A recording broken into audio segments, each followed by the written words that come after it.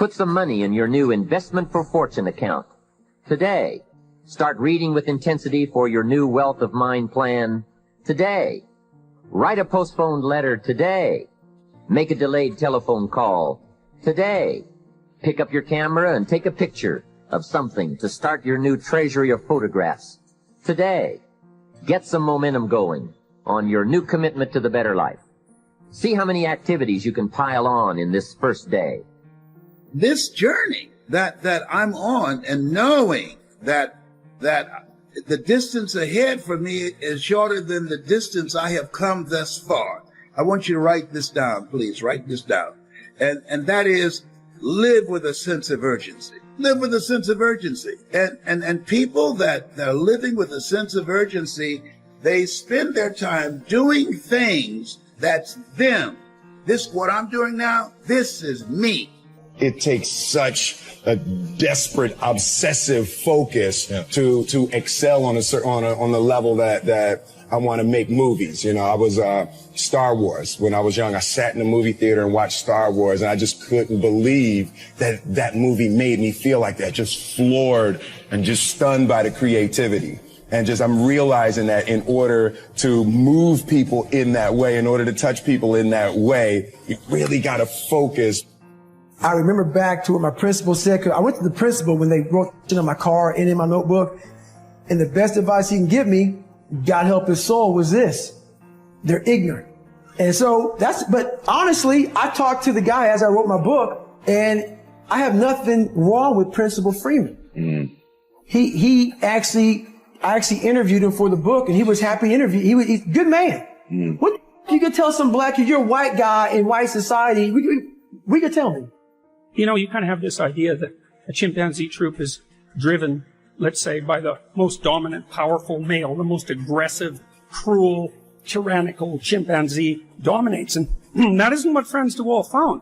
What he found was that in order that those sorts of chimpanzee troops have leaders that meet very violent ends, because no matter how tyrannical you are as top chimp, two chimps 3/4 your size can take you out. And they will. And chimpanzees are unbelievably brutal. I think about how many times I've closed the door. I didn't think something would work out, and God came through my doubt, through my fear, through what I thought was impossible. When we wanted to build a new auditorium, twice the land we found was sold out from under us. The first time it happened, I was certain that was the enemy trying to take our property. I kept praying, believing, hoping. You got to understand that this hard time that you're going through is everything you're going through is preparing you for what you ask God for. Every trial and tribulation you go through prepares you for the life God has for you. All the hard times. First of all, let me just say just one last thing. Now I got to take this picture.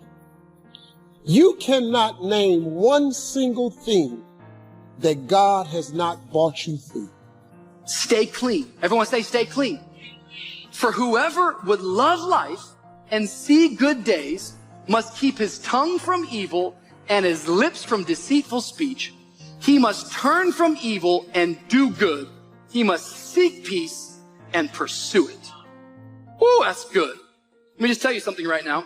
Many of us, we continue to suffer because we don't have control of our mouth. You either control your mouth or your mouth is going to control you. It's only because you have a job that you're able to survive. Most of us want more than what we already have. But the fact that you do have, and you're being mean, you have an attitude, everything about what you've been doing is basically self-sabotage. You're trying to, it's like, okay, here's a blessing, here's an opportunity right here in front of me. I'm gonna use my charm to get in the door, and then I'm gonna become an asshole. Self-sabotage, self-defeat. Here's how you change. 5 simple, quick steps, and then I'm going to give you a little tool that if you want to, you can go online and really make a change with. If you're going to change your life, step 1, I don't care if something has happened to you. You know, somebody has spilled oil all over where you fish. It's disgusting how they dealt with it, but it's happened. You got to deal with it. Something's happened. Someone in your family's been injured. You've lost your job. I don't care what the problem is. If you're in a crisis, step number 1, see it as it is. It doesn't move God, and he's basically just saying, when are you going to shut up and start acting like you really believe me? Amen? Now, there's a time to sit down and tell God how you feel, but then that should take you about 2 or 3 minutes, and then you need to go back to the Word of God. People who did things by faith. I mean, some pretty outrageous things. Abel brought his best offering by faith. When she touched him, immediately her bleeding stopped, and she felt in her body that she was free from her suffering. She was already free. Why'd he call her back? Not to reprimand her? Maybe he called her back to give her a little bit more money or a little bit more details, or maybe to give her a little extra help. So I read that over and over again. Somebody say, I'm not what I thought.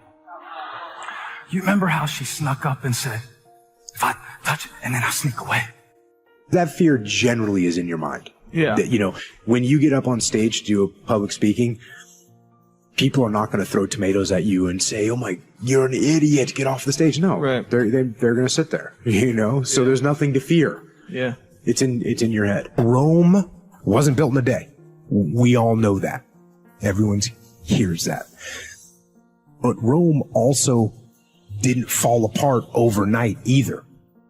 I want you to start to think about next year. Let's just pick June 2021, okay? It's enough time to think that things might be a little bit different.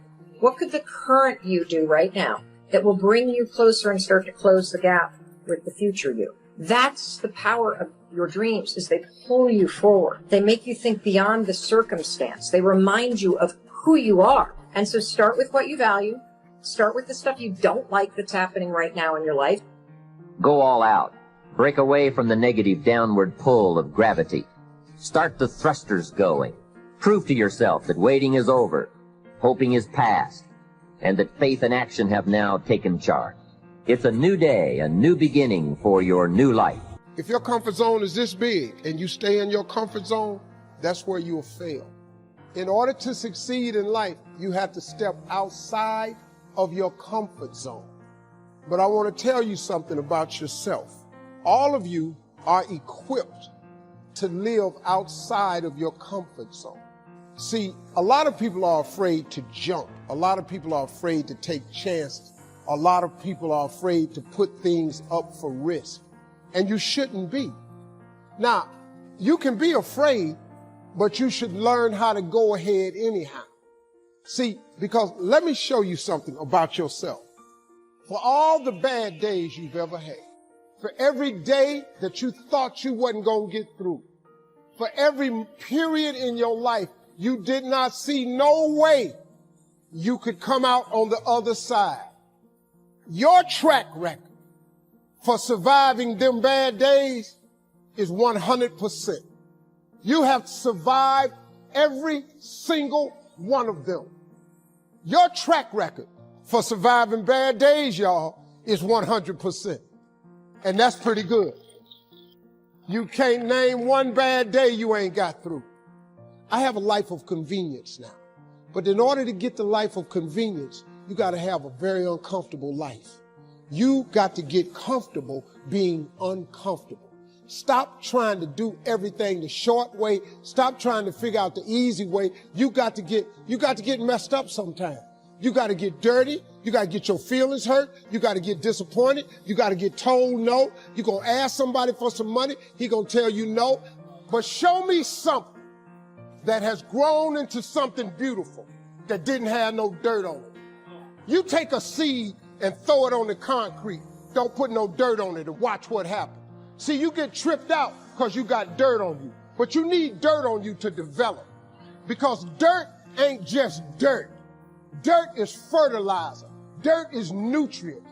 Dirt gives you the strength for your seed to push through. See, you got to have dirt on you to push through something. Everything you see that's beautiful starts out as a seed, but that seed got to get dirt on it. See, you get mad when haters come your way. You get mad because you get a setback.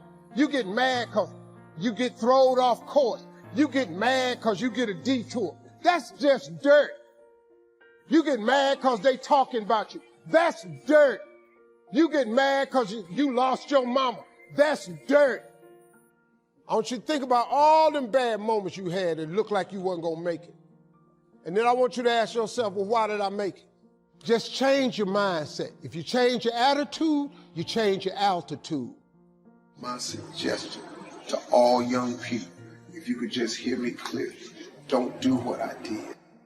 Mess off all of their 20s. From 20 to 29, they just jack it off. They just jack off their 20s. They mess them up. Because 20 is that age, man, where you just really just trying to have too much fun. You're free, you're out of college, you don't live at your mama's house no more, you're out on your own.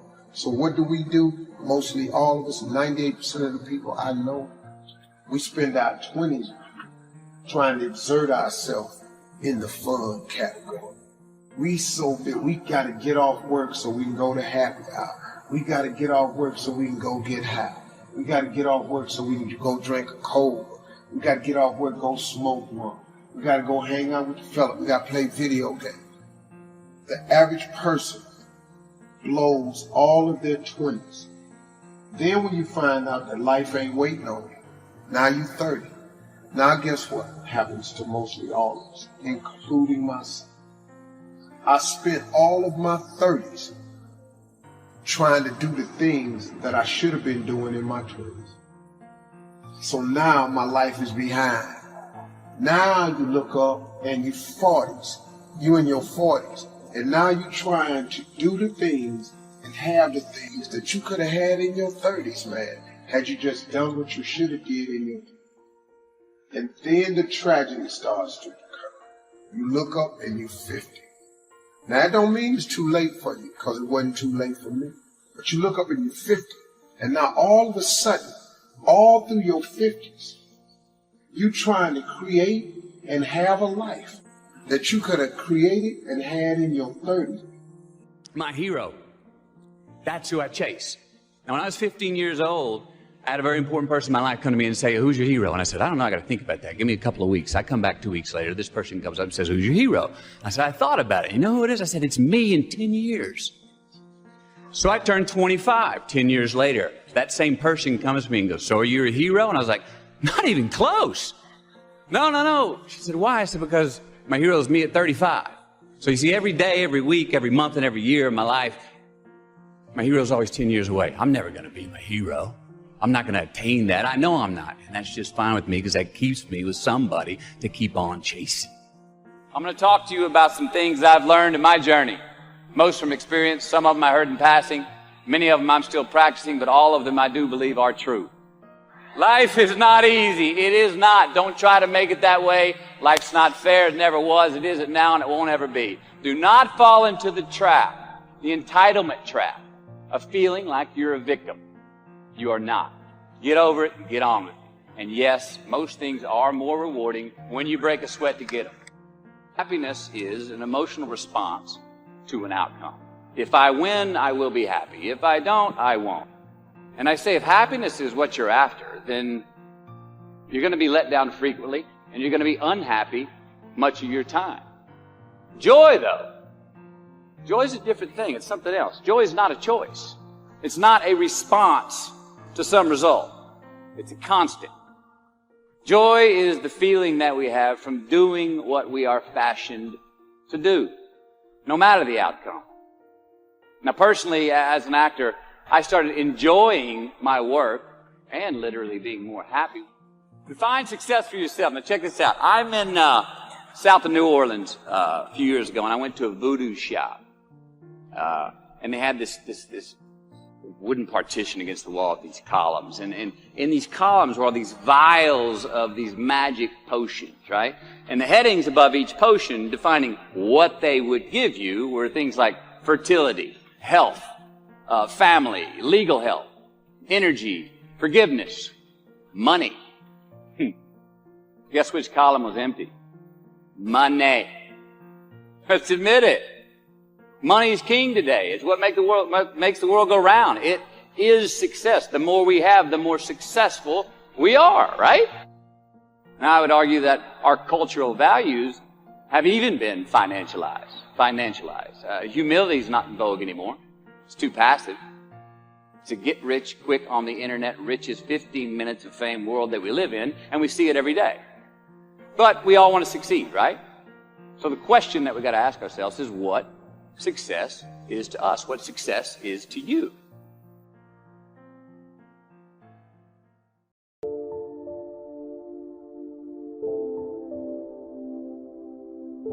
Anyway, it's almost too much for me to comprehend. From where I started, raised in obscurity, in a little small farm community, and now to be here today is pretty awesome for me. So anyway, that's just a little bit about my story. My story is probably more intriguing for me than it is for you, but I wanted to hear it again, so I thought I would just, bore you with it. Anyway, I don't ask you to be impressed today. I'm the one that's impressed. From where I came from to have a chance. But that's the American dream, right? Come true. Chance to start from scratch, start from obscurity, start with pennies, start with nothing, and have a chance. Transform your life, change your life, set your goals, and see what you can accomplish. So anyway, that's how I got here, and I'm just delighted that this day has arrived, and I truly want to make it valuable for you. Let's go to work. Here's what I hope you'll find out of this seminar today. For your notes, here's what I hope you'll find. Number one, sincerity. Above all else today, I hope you'll find me sincere. Best place for people to start to communicate sincerity on both sides. I'm sure you're sincere or you wouldn't be here today, right? Spend this kind of money, spend this kind of time, roll up your sleeves today, go to work like I am, and get this message. You've got to be sincere. So I assume you're sincere. Now I want you to see me sincere. But I've got a good note for you to make. Sincerity is not a test of truth. Important note to make. Sincerity is not a test of truth. We must not make the mistake of saying he must be right. He's so sincere. That would be a mistake. And here's why. Possible to be sincerely wrong. So we don't mistake sincerity for truth, right? Sincerity is only a test of sincerity. Truth has to yet be tested by truth, okay? But hopefully you will find me. And truth. Next, a combination of things I hope you'll find here today. Ideas plus inspiration. Ideas plus inspiration. Ideas, business ideas and social ideas and personal ideas. We all need ideas, right? How to have a good day ideas. How to have a good year ideas. How to have your best year ever ideas. Good health ideas. Personal relationship ideas. How to deal with your family ideas. Sales management ideas. Financial freedom for the future ideas. We all need good ideas. So today, I hope you gather up by note and by what you can remember a lot of ideas. I want to share as many with you as I possibly can in the time constraints we have. Today is going to go very rapidly. I used to think a day like this was a long day. Found out it's a pretty short day. But I'm going to go as fast as I can, share with you as many ideas as I possibly can. And here's why. Ideas can be life-changing. Ideas can be life-changing. And sometimes all you need is just one more in a series of good ideas. It's like dialing the numbers into the lock, right? You got 5 or 6 numbers dialed into the lock. The lock still won't come open, but you don't need 5 or 6 more numbers. Maybe you just need one more. And maybe a seminar like this could do it. A sermon could do it. The lyrics from a song could do it. The dialogue from a movie could do it. Conversation with a friend might do it. That one last piece you need, number. Dial it into the lock. That's it. The lock comes open. There's the door for you to walk through. And maybe this seminar today could furnish that for you. One more idea. I know you've come with a lot already. Sometimes we get the impression, I used to have that I only had this much going for me and I needed this much. Usually not true. And I'm sure not true of this audience where I find you today. As well dressed as you look today. As fine as you are sitting here today. It isn't that, you've got this much going for you and you need this much. I would assume you've got this much going for you and maybe all you need is just a few more thoughts, ideas, to furnish you some ways and means to turn your life into the dream you wanted. So, ideas. The seminar's going to be loaded with ideas. I want you to take good notes. But here's what else I hope you'll find here today, and that is inspiration. And who knows the mystery of inspiration? Why some people are inspired and some are not? You were inspired to get here. Some were not. Who knows the mystery of that? I don't know. A friend of mine, he's a urologist now, used to play a lineman for Ohio State University. He said, Les, let me give you a free rectal. I said, no, buddy, you too motivated. Hope we don't roll like that, huh? My goal before leaving the planet is to reduce the number of kids that are impacted by autism, to find a cure for autism, to work to raise money and to raise awareness, to eradicate it from the planet before I leave here. What's your goal? What's your dream? What is it you want to do with your life? Dr. Joelle Martin said something that I love. She said, what would the world be like if everybody lived their dream? Here's what I found about life. It's not as complicated as I used to make make it. I think that life is about dreams and stories. Everything that exists, the world at one time was barren, but everything that exists, hotels, planes, they weren't here. Everything that we see every day, computers, all of the things that we see, someone had a dream. Someone had a dream of a person standing on stage and their voice being amplified so they don't have to scream and yell and could be heard by thousands. Someone had that dream of how to transport us from one place to the other quickly and safely. The clothes you have on, where you're now seated, all came out of somebody's dream, the world's greatest achievement. What is your dream? I said that you have something special. I didn't say that just to be kind. I said it because it's true. You are God's chosen vessel. You were chosen, 1 out of 400 million sperm. You have something in you that when you were chosen, when you showed up, there's something in you that if you don't do it, all of us will suffer. Repeat after me, please. Live full, die empty. Let's say it again. Live full, die empty. Dr. Howard Thurman, one of the mentors of Dr. Martin Luther King Jr.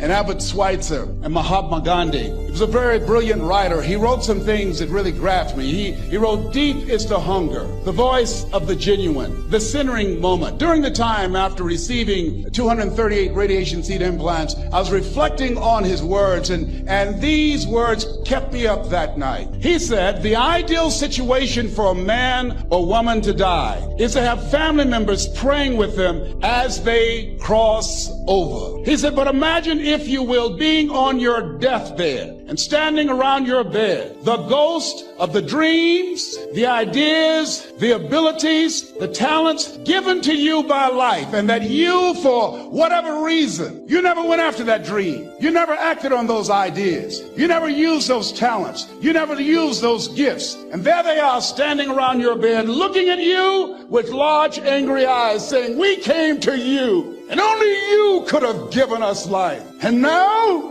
we must die with you forever. I remember the days where no one wanted to listen to me, so I'm always grateful when people do. I don't forget that. And so I spent more of my life a broke person than I have a rich person. And I spent more of my life someone nobody knew than that other people now do know, right? So I'm really grateful for it. It's not something that I take lightly. I don't take your time lightly either. So I have a huge ambition here, which is I'd like this next hour to help change your life. So I've set the bar high. We'll see whether or not we accomplish that, but at least make some kind of a difference in your life. So a couple things about sales I just want to say first. Facts tell, stories sell. And all the people that I know that are the best at influence or teaching influence are great storytellers. Their ability to make a point through a story is better than any fact that they can give you. And what I want to do first, because I want to set this straight because that was a really great introduction, I'd like you to know the person that existed prior to all that stuff Lee said. So I'd like to give you a little bit of hope. Is that good? Say yes.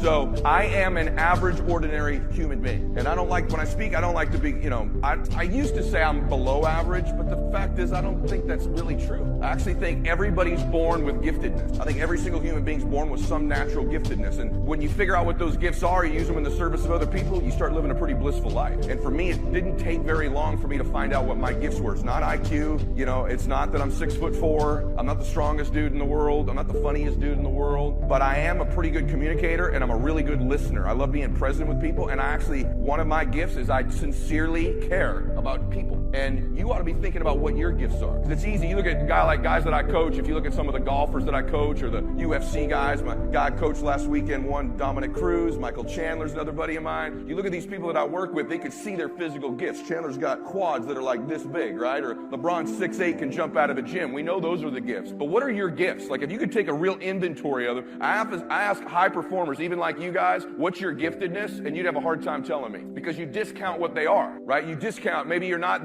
like for me, we just did an IQ test in my family. I was 4th out of 4 people in my own house, right? That's a true deal. Not that I'm dumb, just I don't have a high IQ. I've been able to identify what my gifts are. I can transfer energy to people. I will outwork your ass, right? I'm intent. Those are gifts. And when you start to leverage your gifts, it doesn't feel like work anymore. So I always had these gifts that were mine. You've got yours. If you'll take an inventory of what they are, you'll be a more wealthy, productive person. I've been able to build a significant 9-figure net worth in my life. I've been able to coach some of the top athletes, entertainers, politicians on the planet, and I'm a goober. So I want you to think, if a goober dude like me can end up doing that stuff, what could you accomplish? I have to say this first. No matter what you hear me say, no matter how I tell my story, no matter what piece of information I lay out in front of you, please tag that with "cause of God." You got to understand that about me. Look, Sometimes when I'm talking and I'm sharing, it sounds like I'm talking about myself. But behind every sentence, I want you to say, because of God, because I get it. This Brother Ricky Lewis, who is a dear friend of mine, probably one of the most dedicated Qs I've ever met in my life, really. When he presented the idea to me, you know, I got to do a lot to move. I'm pretty busy. But when you hear a person introduce you with no introduction necessary, it's because I've accomplished so much, but it's cause of God, though. You know, look, my life is covered with grace and favor. I'm not a pastor by any stretch of the imagination. I got enough flaws to negate that statement off the top. But my life is favor.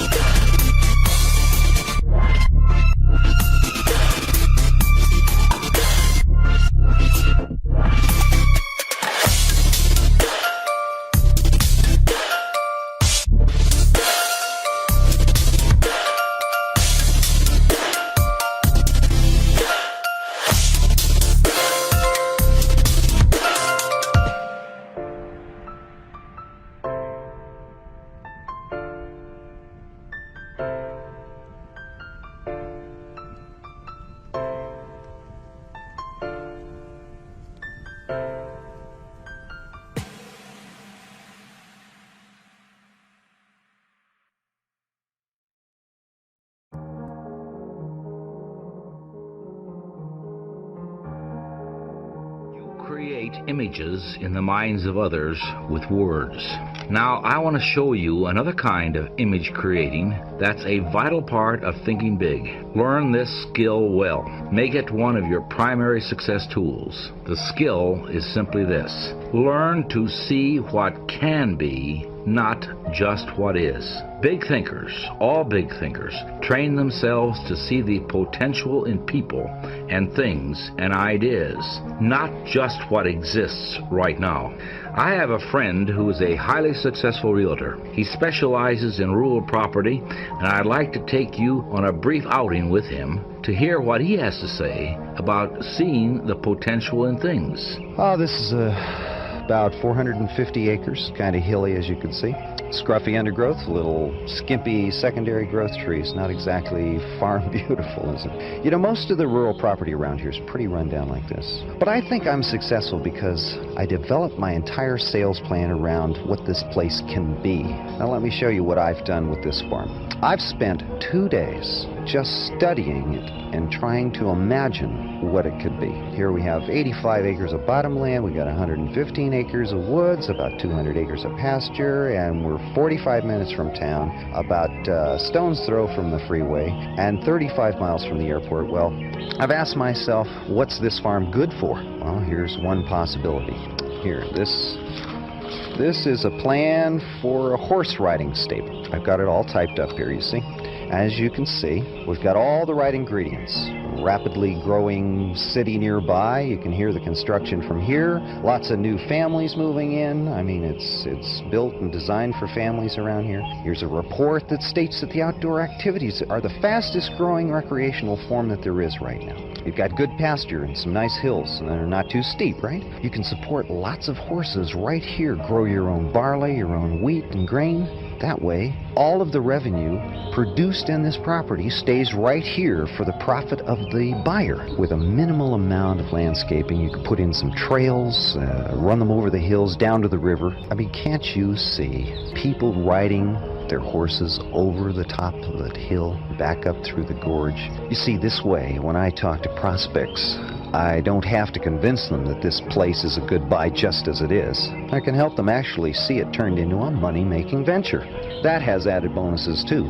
I can sell more farms and sell them faster this way, and on top of that I can sell them usually for more money than my competitors, because they're not just buying a farm, they're buying a farm and an idea. Once again, the moral to this true story is this: look at things not as they are, but as they can be. Visualization, you see, adds value to everything. A big thinker always visualizes what can be done in the future and doesn't limit himself to the present. And always remember, this principle doesn't just apply to things. It applies to people as well. If you can see the potential in a customer who comes into your store and spends, say, $5, then you create the possibility that the customer will come back again, and next time spend $500. If you drive through Skid Row and see just a bunch of broken down stumblebums and winos, then you're not thinking big. There are a few devoted individuals who can see in those Skid Row residents a lot of human potential. And because they can see this potential, those few people are able to help a lot of those unfortunate people get back on their feet. The best teachers are the ones who see Jimmy not as a little troublemaker who talks too much, but as an energetic, bright kid who needs a special challenge to get motivated. This teacher isn't seeing Jimmy as he is, but as Jimmy can be. Now, turn this idea inward and look at yourself. What about your own potential, your own worth? If you were to go in for salary negotiations with your boss tomorrow, how would you present yourself? Would you see yourself exactly as you are today? Or would you see the potential you have to offer, the executive you can be in 2 years, or the sales you can bring in over the next 5 years? Are you looking at yourself only in the present, or do you see yourself as the person you can be at some point in the future? The way to develop the power to see what can be, not just what is to practice adding value to things, people, and ideas. Now here are some exercises that will help you do this. First, practice adding value to things. Remember the real estate salesman and ask yourself, what can I do to add value to this room, or this house, or this business? Look for ideas to make things worth more. Anything, whether it's a vacant lot or a new house or a business, has value in proportion to the ideas for using it. And practice adding value to people. As you move higher and higher in the world of success, more and more of your job will become people development. So ask, what can I do to add value to my subordinates? How can I help them be more effective? Remember, to bring out the best in a person, you must first visualize their best. And finally, practice adding value to yourself. Conduct a daily interview with yourself and ask, what can I do to make myself more valuable today? Visualize yourself not as you are, but as you can be. Then, specific ways for attaining your potential value will begin to suggest themselves. There is no such thing as a perfectly smooth, trouble-free road to success. You can be sure there are plenty of bumps on everyone's path to fulfillment. Nothing worthwhile comes easily, but there is something that you can do that will help to at least smooth out some of these minor bumps, and I can sum it up for you in one short sentence. Don't concern yourself with trivia. Now that sounds simple, but the fact is that it's often much easier to get caught up in trivia than to avoid it, simply because of our habits. For example, ask yourself this question. Why do people quarrel? At least 90% of our quarrels are over trivial concerns. Somebody's late, or somebody forgot to buy something at the store, or somebody bought the wrong brand. Now, to become a big thinker, you need to eliminate as many of these bumps and potholes from your personal road to success as you can. So the next time a trivial matter comes up, ask yourself, is this really important? Does it really matter which route I take to the airport? Does it really matter if someone forgets to put the cap on the toothpaste? Is it really important that your spouse invited someone to the party you don't like or squandered a little bit too much money? When you fix your mental gaze on the big picture and remember the goal that you're working toward, success, fulfillment, and happiness, you'll find that many of these potential quarrels simply aren't important enough to warrant an argument. Just asking that question, is it really important, works wonders at the office too. It works in the traffic going home when the driver tries to cut you off. It works when you might get the smallest office in the renovation plan. It works when you overlook the small, annoying habits of your fellow workers. And it works when you're solving problems, or counseling employees, or making decisions about your career. Just don't get caught up in trivia. So they took the crown off this woman's head and put it on the other woman. This is horrible for this young girl. So I'm in the back. I go to the press conference. It's horrible. It's horrible. It's over with. I go to sleep about 2 o'clock in the morning. I can't sleep. It's 5 o'clock in the morning. I'm getting up to leave Las Vegas to go home. I go outside. Reporters are everywhere. I get on the plane. Reporters are everywhere. I land in Atlanta. Reporters are everywhere. How could you? You're the stupidest person. This is the biggest mistake ever. I could do nothing. I could not leave my house for days. People were driving by my house tying notes on rocks and throwing it over the gate with names on it. It was horrible. Within 48 hours, my name, Steve Harvey, had been Googled 4 billion times. 4 billion times in 48 hours. I was the most famous person on planet Earth in 48 hours. God had increased my global brand and persona. I did not appreciate the way he did it, but I was the most famous person in the world for 48 hours. That was a big fall. That was a fault. They wrote about me in the papers. His career is over. He's ruined. He will never recover from this. He is not going to be on TV anymore. How could you? They wrote that all about me. But they did not know that the God I serve is in control of my life. Not them. Not the media. None of them. It is God. And so he had a different plan for me, because I had gotten up so many times before, because I had fallen. I was homeless for years and lived in a car. He got me up. I lost my mother. He picked me up. I lost my father 3 years later. He picked me up.